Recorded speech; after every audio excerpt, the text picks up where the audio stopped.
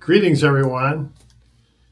You know, Kathy and I feel like being here is like dying and going to heaven.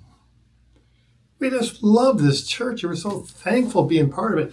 And I think that is such a miracle that we're here. I mean, think about it. This is the only Catholic church I know, right? Came in 2014 on staff. Even though as a priest, I wasn't here to do priestly things, but just to work with the formation of the church.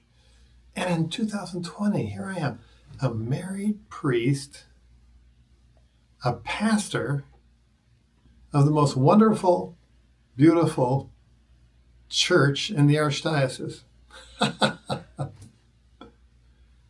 Wow. I don't even know another church. This is it.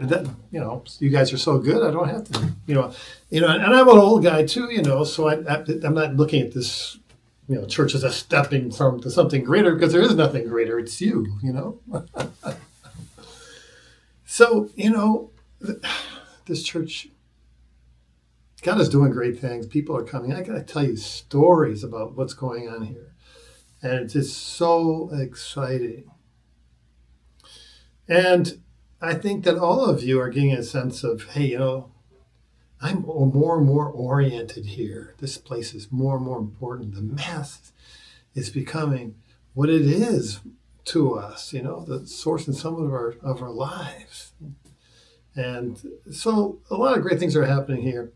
And we must be oriented, and we are oriented here to this particular sacred space that's in our parish. But one thing we might not be really catching the vision for is that once we walk out the doors, we are oriented to people. We got to be as oriented to people out there as we are when we think about church and being oriented here. And so we've initiated a Walk with One program here back in September. The whole idea was just to identify neighbors or people you work with, whatever. And then you are to pray for them. That was the second step.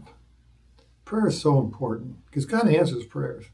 And if we pray for someone intentionally, it's going to happen. Something good's going to happen. And then the last step we did just recently, I can't remember, was it February, March, something like that, was that connect with that person. Reach out, be friendly to the people, have a relationship. Everything's built on relationships, right?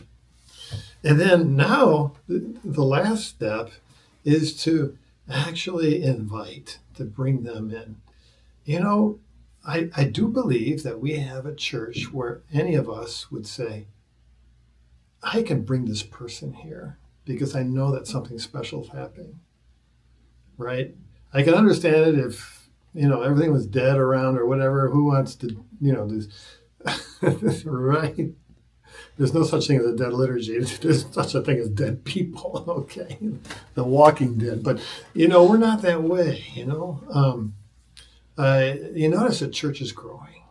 And everybody in this whole parish, which is the area of Eldersburg, Sykesville, belongs here. This is the center, the spiritual center, the place where the Holy Sacraments are administered, right?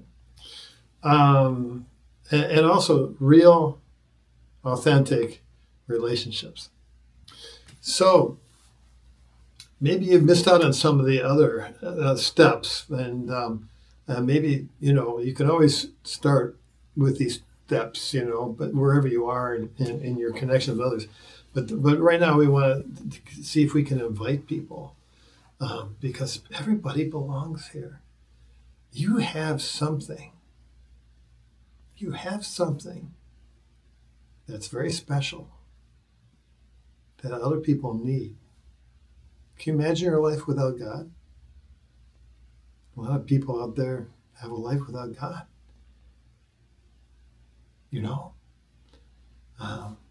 Just this week, I met a young woman who walked into our church, and she said, I can't believe this. How come no one's told me about this?